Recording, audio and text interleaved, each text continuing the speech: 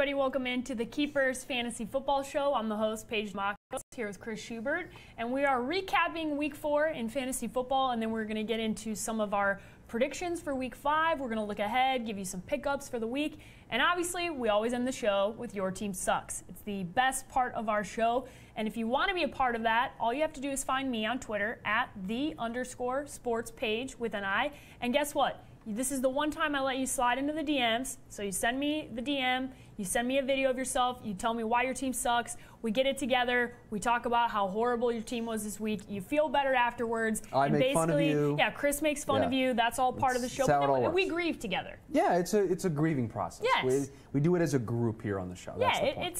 It's like you're laying on the couch with us, you're hanging out we're with us, the and you're telling us, we're your therapist. Exactly what and you're complaining about why your team sucks. We have a couple of good ones that we'll get into, but that's at the end of the show. The first thing we're going to do here is get into our performance of the weekend, and I'm going to allow Chris to brag for a second because Chris had a question. We'll put it as a questionable. Now, the reason that it turned out so well is because New England's defense is atrocious. It's awful. They are one of the worst in all of football, and it's unbelievable to watch Matt Patricia, who I consider one of the best defensive coordinators in the league, throwing his pencil around on the sidelines. Freaking out on the sideline. So, Chris, this one's for you. Okay. I know we got some numbers behind here. We do. Cam Newton. Cam Newton. Go ahead. It's all yours. He had a great day, right? He had a fantastic day playing quarterback. Look at it, 316 passing yards, 4 total touchdowns, 33.04 fantasy points. He was incredible. Here is why I will combat you when you say it was a questionable pick. I made my statement very clear. The reason why I picked Cam Newton as my crush of the week this week was because the matchup. Matchup. New England gave up the most points to quarterbacks, running backs, the second most points to wide receivers or to tight ends, and the 6th most to tight ends. I mean, they give up a ton of points to the teams that they are playing. I didn't see it being any different this week, and one of my big predictions was I said stack Cam Newton and Devin Funchess, and Funchess was the guy that he hooked up with. But Cam had a huge day. I don't know if it will continue. Again, I think this was very matchup specific this week, but him finding consistency is really important for you if you have him in your league, because now you're in a situation where you may keep him for a little bit longer. Yeah, this is definitely one of those times where you feel more confident. This is what you expect from Cam Newton. Are you going to get 33 points out of Cam Newton for the rest of the season? I would say no. That's not going to happen every single week, but this is definitely trending towards where it needs to. Hopefully this means that Cam is feeling better. He's feeling healthy. He looked healthier. Yeah, he looked much healthier. That was the concern going into this game. But now you look at New England, and we're 25% of the way into this year. Okay, we played 4 football games. 1 quarter. So you kind of know what's going on here.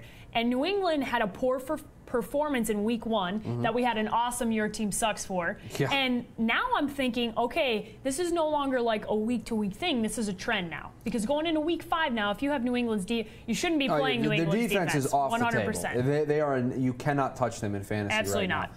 I still think you play all the position players. I mean, they put up, as a team, they put up 30 points on Carolina. So it's not a fact that Tom Brady and company. Yeah, it's not that Tom Brady and company can't figure it out.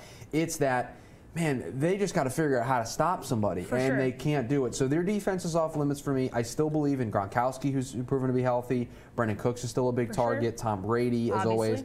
I'm still wary of the running game. I still am. But those 3 big pieces, I'm still using because they put up 36 in the win against Houston and then 30 in a loss against Carolina. So there are fantasy points to go around because there are touchdowns to go around. Absolutely. And 4 of the 5 top scoring this week were quarterbacks, and not quarterbacks that you would think of, not the Tom Brady's of the world.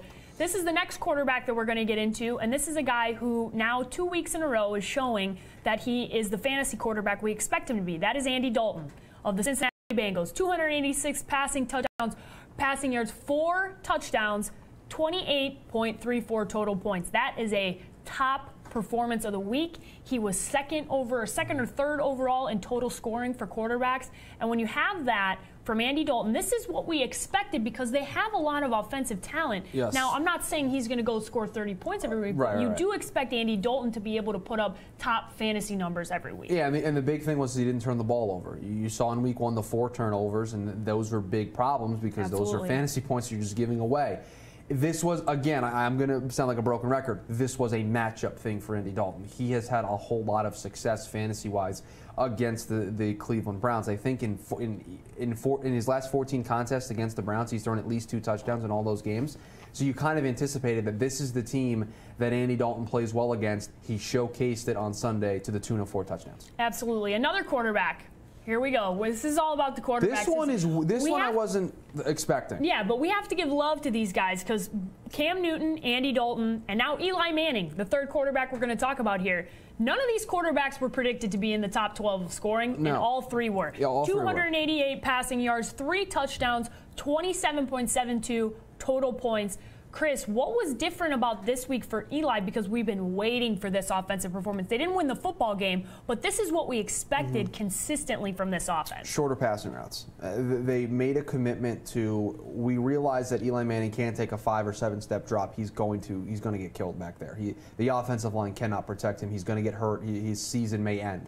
So they made an adjustment. The quicker drops, quicker throws, get the ball out to these skill players, Sterling Shepard, Odell Beckham Jr., let them make the plays. And when you have a guy like Odell Beckham Jr., he can make those plays. So that a lot of those 288 passing yards that he had, maybe some after-catch type plays where you get the ball out in space to an Odell Beckham Jr. and he carries it for another maybe 15, 20 yards after the play. That was what made him so successful. He gets in the end zone twice. Surprisingly, Eli Manning showed he's a dual threat quarterback this week. He was running the ball. He rushed in for a touchdown. He picked up some big yards on the ground for this team when they needed it. But a complete effort. He also didn't turn the ball over. So for Eli Manning, I think this is the motto that they're going to live by going forward. These shorter passing routes, try to let these big time playmakers that they have work in space. Yeah, they're going to have to make this offense work, and that's what they're going to have to adjust.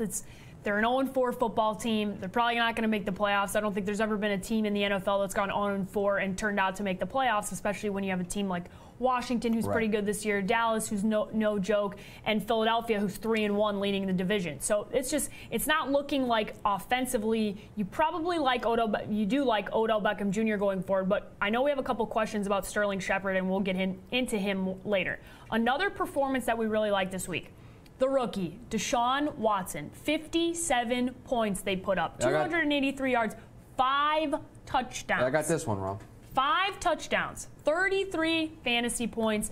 Deshaun Watson is becoming a must-start in fantasy leagues after being able to put up top performances over the past couple of weeks, Chris. Yeah, 5 total touchdowns. The legs were a huge part of his game, and Tennessee had done a really good job of stopping the other quarterbacks that they had played against, Blake Bortles and Russell Wilson. They had stopped them from doing that. They let those guys only have 55 total yards on the ground. Deshaun Watson was able to find a little bit more success on the ground and add that to his game. He gets in the end zone on the ground, which was important. But to me, what the difference was is he had depth at the wide receiver position. Will Fuller was back. That opened up opportunities for DeAndre Hopkins, and Deshaun Watson could spread the ball around and get everybody involved, which allowed him to feel more comfortable back there. So a great performance by him against a Tennessee defense that I can't believe allowed 57 points in a football game. But Deshaun Watson, because of that dual threat ability with him, he's able to get in the end zone on the ground if it's not working in the air. I agree with Paige. He bumps into the back half of that QB1 category. And I had a tough decision to make over the weekend between him and Derek Carr. I went with Watson on a hunch because I just didn't like Carr against Denver. It worked out pretty well for me. And I think anyone who in their draft decided to take a flyer on Deshaun Watson in the later rounds as their backup quarterback certainly now may be able to reap the rewards of that. Especially now that we're talking about injuries to Derek Carr, going to be Marcus Mariota, a couple quarterbacks going to be out for a few weeks, and this is a guy that wasn't owned in all of the leagues. I looked this morning; it was still like under 70%. So there are leagues where you can go and pick up Deshaun Watson. I feel pretty confident starting him going forward now that I think he knows Bill O'Brien's offense. He's figured it out. They've done it together. He gets Will Fuller back. They're getting Lamar Miller looked better. Offensively, they're clicking, and we know what that defense can do. So overall, you feel pretty confident that this offense going forward, all the offensive pieces, you're going to feel pretty confident. My concern would be playing Kansas City this week. That is a good defense, but Kansas City on a short week, you basically got to take the second half off in this football game, so maybe not that big of a concern there. But I look at some of the defenses that they have coming up. They have Seattle on their schedule in the next couple of weeks. They have the Rams. So the defenses that they're facing may get a little bit more difficult, but I agree. I think Deshaun Watson stays as the back half of the QB1s with his performance at least the last 2 weeks. All right, running backs that we love. This was finally we're getting to see what you expected from Le'Veon Bell. Le'Veon Bell was the 1 or 2 running back coming out of this draft. 144 yards, 2 touchdowns, and 30 fantasy points. That is what you expect from Le'Veon Bell. You expect he gets in the end zone. You expect that he gets 100 yards. So this is the type of week where if you're a Le'Veon Bell fantasy owner, which I know many of you were very frustrated, to see this performance on the road is very reassuring that this is what you're going to get from this guy, because keep in mind, he did not play in the preseason, so I think this offense is finally going to get to start rolling. This is what this is what you expected on a week-to-week basis. And when you didn't see it for the first couple of weeks, maybe you overreacted. You think, man, maybe I should trade Le'Veon Bell. And Paige and I both try to tell you, don't give up on Le'Veon Bell. Don't give up on him. It's just, you have to let the season progress a little bit. And I warned anyone who was a Le'Veon Bell owner that it's going to be rough for the first 2 weeks because he didn't play in preseason. He wasn't part of training camp. He cannot replicate what a NFL training camp is like at home doing home workouts. This is now him hitting his peak stride of the season, and maybe this is going to be the difference between him staying healthy, because he's never played in 16 games in the season, but he's not banged up right now. He's playing extremely well. He gets in the end zone twice, has over 144 yards.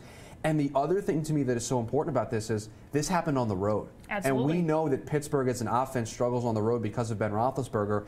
Le'Veon Bell had success. Now, the passing game wasn't what we anticipated it to be because of Ben Roethlisberger, but Le'Veon Bell performed, and him performing on the road, just imagine what he's able to do at home when everyone's more comfortable, everyone just seems to play better there. So I think this is the start of the trend upward for Le'Veon Bell, and you're probably glad that you didn't give up on him too soon. Yeah, God bless you if you gave up with Le'Veon Bell, because I'm one of those. It's just a mistake. In one of my leagues with my high school buddies, who are the Overreaction Central. Okay, that should be the name of our fantasy league, the Overreaction Central.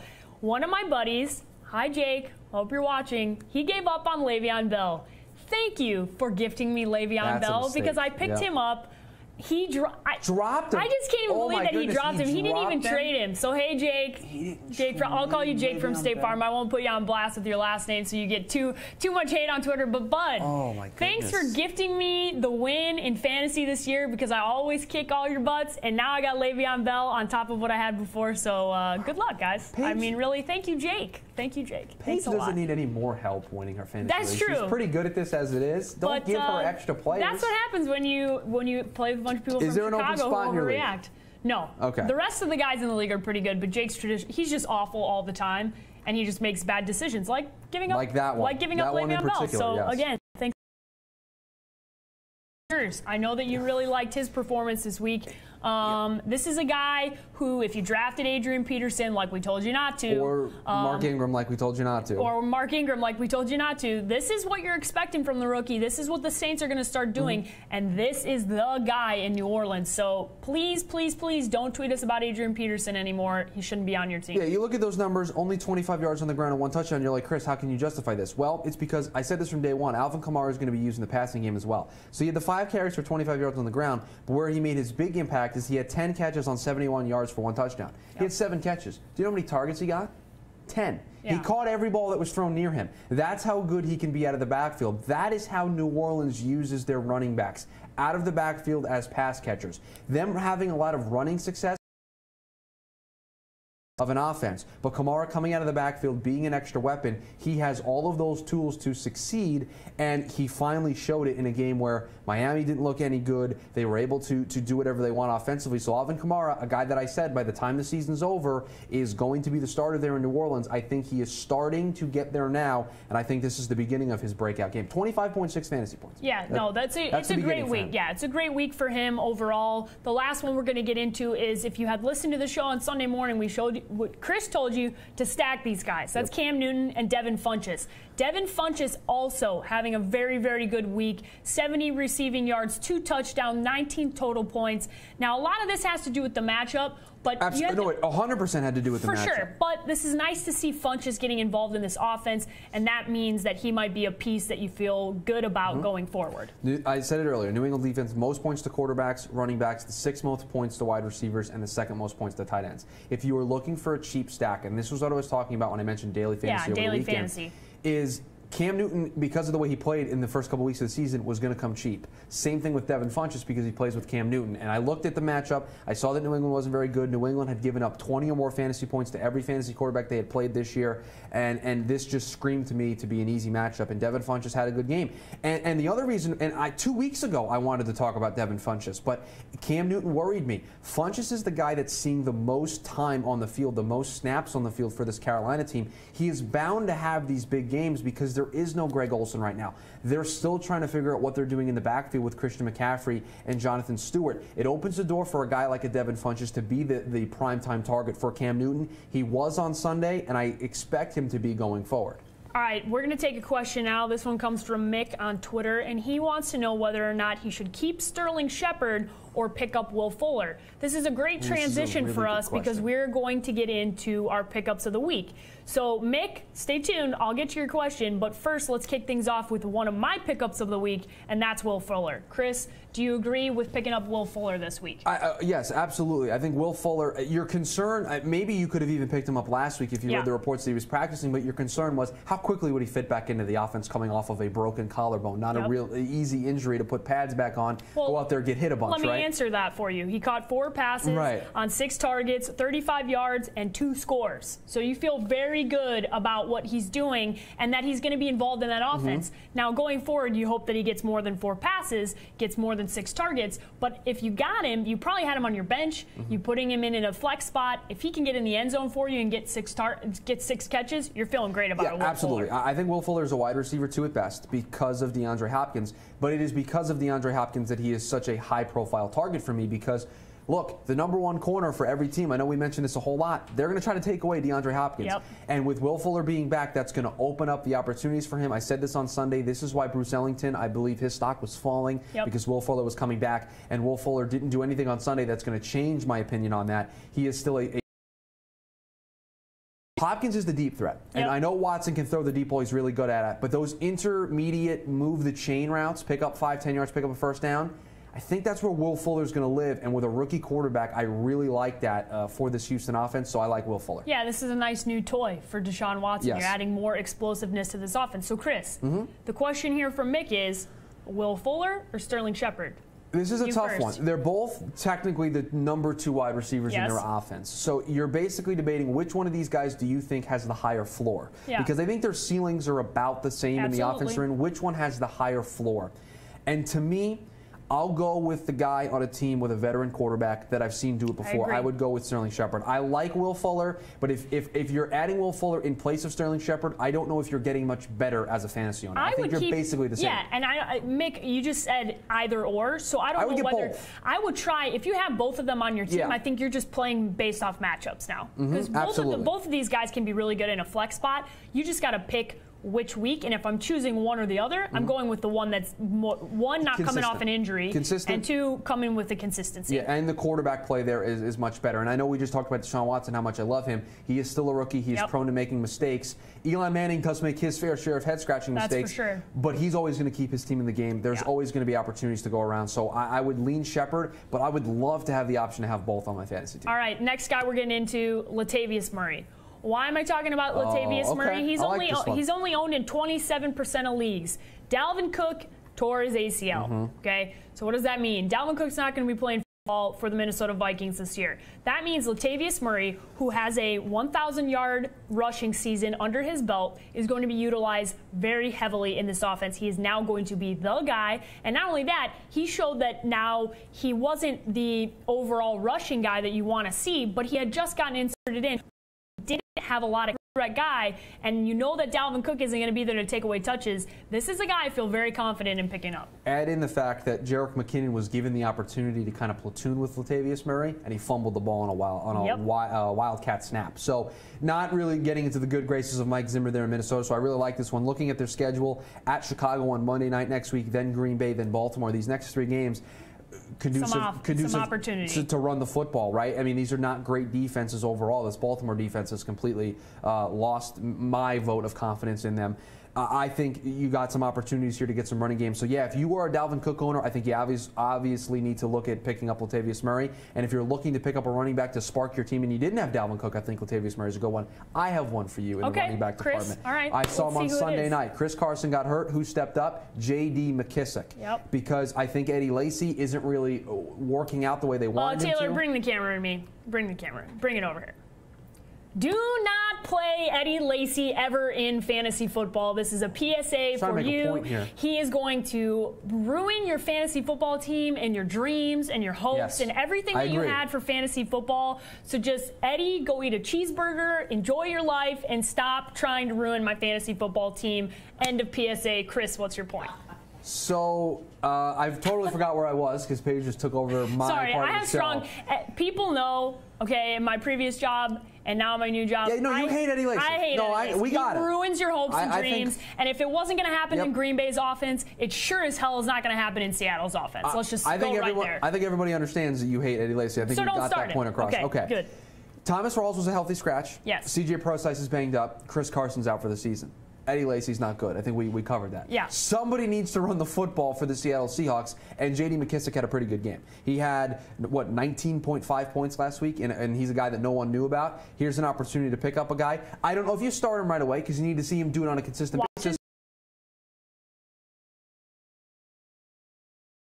Start right away. These are our pickups. These are guys that are going to help your bench. You got to pick guys up with the intention of if they continue the trend that they're on, 3 weeks from now you can play them. That is where you win your fantasy league, not just picking up a guy in a week and playing. And no, Jay, who just tweeted me. No, was it Jay Caller? Jay, we're not ever going to change my mind on Eddie Lacy because this is not the first offense. I'm not going to try. This is like the 17th offense. And I need to do a video straight on Eddie Lacy and what ice cream he is, because whatever the worst ice cream that there is, that's Eddie Lacy. He's worse than Freezer Burn. I would rather have Frank Gore. He's worse than Freezer Burn ice cream. I would rather have Frank Gore. Gore. Whatever is worse than Freezer Burn ice cream, I know. Mint chocolate chip, because I hate mint chocolate chip. Okay. That stuff is trash. And I hate it. I got another one for you. Go ahead. Trent Taylor of the San Francisco 49ers. All right, what do you like about him? Marquise Goodwin got hurt in that game against Arizona. And we talked about the slot matchup with Trent Taylor. Those catches, those targets that are going to go to Marquise Goodwin got to go somewhere, and I think it would be Trent Taylor in that offense. They really like him. They use him a lot, so he's a guy to keep an eye on. Again, I think you pick him up if Marquise Goodwin is out and you need someone to fill in, or if you want to pick up a guy and keep an eye on and you have a free roster spot, I like Trent Taylor. I got another one for you. This is a Green Bay running back that I like. This is Aaron Jones. Okay. You're going to do this? Yes, I'm going to give you Aaron Jones. Why? 13 times, 49 yards, and a score. No, not hype train. This is a bench guy. If Ty Montgomery and their other backup came in and both got injured, who's going to run the football? This guy in college averaged 7.7 yards per carry. He ended up in the top 5. Listen to me. Top 5 overall in the combine. Not for running. So this is a guy I look at. He had a strong combine performance, okay? He averaged almost 8 yards per carry in college, okay? And he's in Green Bay's offense. And if Ty Montgomery is not going to be able to go and their other backup's not going to be able to go, who's going to get the ball? It's going to be Aaron. You're right. You're going to have this guy and you're going to want him to be on your bench. Because if this is going to be what Green Bay does, if Ty Montgomery, now it does look like he's going to be able, he might even suit up this weekend. Like I said, not starting him, but this is a guy I'm picking up because he could end up helping me win my league down the road. No, I agree. I just think obviously it becomes a trendy thing to pick up the guy that had the prime time stage. He's only 17% of leagues. I know, and he is a guy that is going to certainly get the touches and the carries if Ty Montgomery can't go. Also, apparently Devontae Adams is going to play this week. Yeah, that's crazy. I'm just cautious with their injuries. They always maybe give guys an extra week or two, and these guys are going to try to play. It is incredible that they're both potentially going to be back out there this week. But yes, I agree. He's definitely a guy you got to pick up. All right, that was. You got any more? No, maybe on Thursday. I maybe have some sneaky ones that get through the waiver wires that you can just pick up kind of for free. Yeah, we'll check back and see what the percentages of, because I guarantee a lot of these guys by the end of this is going to be different percentages. This is another question we got on Twitter. This one comes from William. Okay. He wants to know if we should drop Carson, meaning Carson from the Seattle Seahawks. Chris Carson. Okay. Yes, a lot of Carsons. Carson Wentz, Carson Palmer. Add Jets running back Elijah McGuire or Giants running back Galloway. If I could do a big fat, like if I had the emoji with the no expression, just a face that's like how I would describe both of the running backs that you had. So just me like this, like no emotion. All right, so hold on. None. So Zero emotion towards put the camera back backs. on Paige. You be that face. I'll talk over that. How about that? So we can get the okay. All right. Yeah. So okay. No, do you? Yeah. Okay. Yeah. And I'll just talk over this. Okay. All right? Go ahead. Don't take any New York Jet. And that's step number one, because Bilal Powell is probably still going to be the running back one there, and they're mixing and matching with different guys. So don't take any of those guys. And then Wayne Gallman of the New York Giants is a very nice. He's a nice player, and he had a really good debut. But have you seen the Giants' offensive line? Have you seen their inability to run the football on a consistent basis? They're not going to be able to do it. So I stay away from any Jets or Giants running backs until further notice. Yeah. So William. Don't do that. Don't do that. Because otherwise you're going to get the emoji face again, and then I'm going to laugh at you, and then you're going to end up on Your Team Sucks. And that's what's coming up next. That's called the segue. All right? This is a perfect segue into you being a part of, because dear William, if you start either of those guys, you're going to be on Your Team Sucks. I know it for sure. Nico, let's see the videos. I just hiked a mountain, and it sucked. But do you know what else sucks even worse? Fantasy football. I don't even know why I play every year. My team sucks. Phillip Rivers, he sucks. 3 interceptions last week. I blew it. Good morning, Paige, Shub, it's your boy Adonis. Confession time. I woke up this morning with an L, my fantasy team. I made the mistake of not starting my man Deshaun Watson and starting Big Ben. You guys told me I shouldn't do that, so my team doesn't necessarily suck, but I suck as a fantasy team owner, and I am sad today. But I'm still 3-1 because I don't suck. I mean, my team doesn't suck, but I suck. So, sorry, guys. I just want to give a shout out to our main man Adonis for that. No, don't give him a shout out. I'm giving him a shout out, but then to bring it back to the point where I make fun of him. We told him this. Yes, we were in the office. Yeah, we told him, and I love that in the video he admits that he heard it. He heard the. He was here when we did this. He heard what he should do. He didn't listen, and then he suffered the consequences. So this is a message to our friends out there. If you don't listen to us, bad things are going to happen, and then you're going to end up on Your Team Sucks. You end up on Your Team Sucks. Yeah, that is the moral. If we're taking something away from today's show, the moral of the story of today's show is Eddie Lacy sucks. Okay. And we're not afraid to even make fun of the people we work with. Yes, we're not afraid. So nobody is off limits. No one is off limits. And you should probably listen to us. Otherwise, Your team sucks. We're pretty good at this. We are pretty good at this. We're getting pretty good at this. Chris, do you have any parting thoughts for today's show? We might have to do another like running backs and ice cream or some type of association game tomorrow, because I'm kind of in the mood to make fun of Eddie Lacy again. So we got to figure out that. Well, Periscope is telling you that Eddie Lacy is great, so I'm just gonna let you. Hey Periscope. Yeah, all right. Sorry that I'm not looking at the other camera. Hey Periscope. Eddie Lacy sucks. All right. He's not good. My parting thoughts are to hey Eddie, if that's you. Hi Eddie. So how you doing, bud? To everybody that is out there that is listening to the show or watching the show, however you're listening, please don't bring up Eddie Lacy ever again. That is my parting thought of the day. Please don't do it. If you want to follow Chris, you can follow him at Chris R. Schubert. If you want to follow the show, you can follow at The Keepers FF, obviously for fantasy football. And if you want to follow me and hear all about how I hate Eddie Lacy and every other running back that has ever caused me any trauma in my fantasy season, you can follow me at _sports page. But for Chris Schubert, I'm Paige DeMacos. Good luck this week in fantasy football, guys.